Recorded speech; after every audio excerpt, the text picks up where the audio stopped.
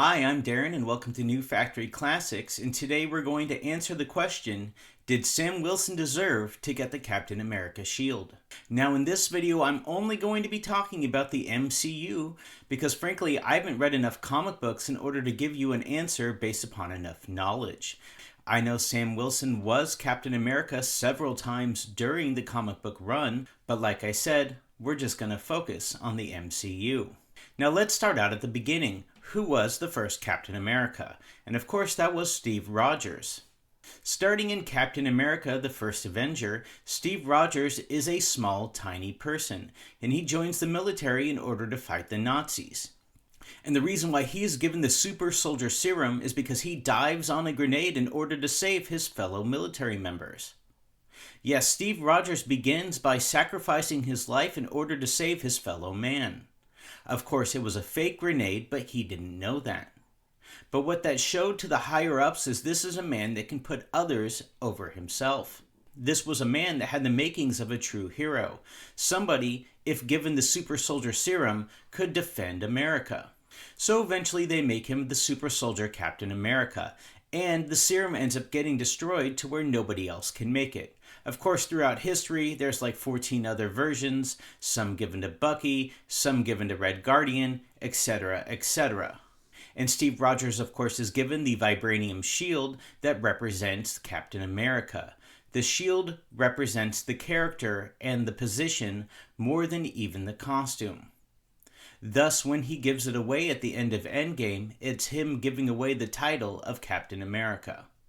And some people ask, well, what about the other option of Bucky? Bucky became Captain America several times in the comic books, and that's true.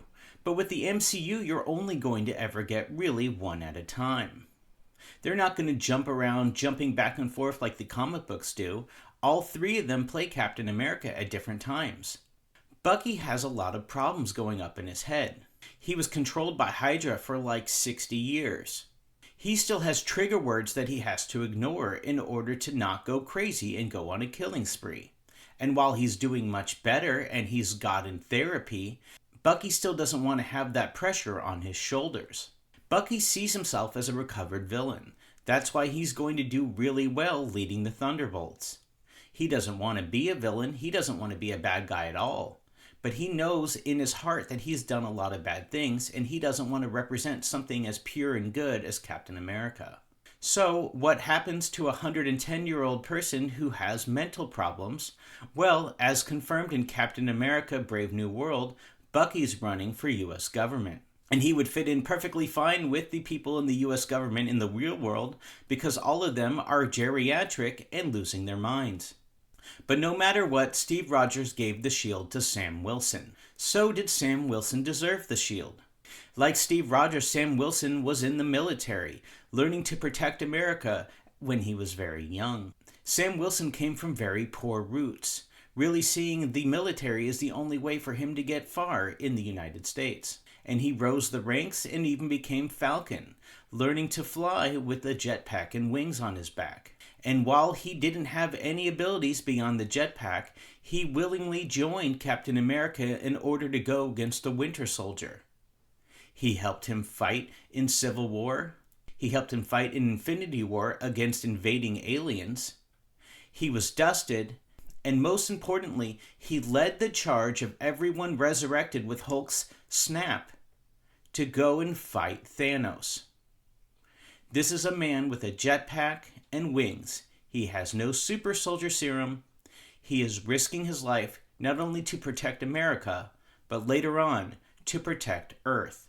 So it seems pretty clear why Steve Rogers would pick Sam Wilson. A man that would sacrifice his own life to protect others without having a super soldier serum in his body. Just like Steve did all those 90 years earlier. And not to ruin anything in Captain America Brave New World, but this is shown in the commercial so I know I'm not ruining anything. Sam Wilson, still without the super soldier serum, fights the Red Hulk.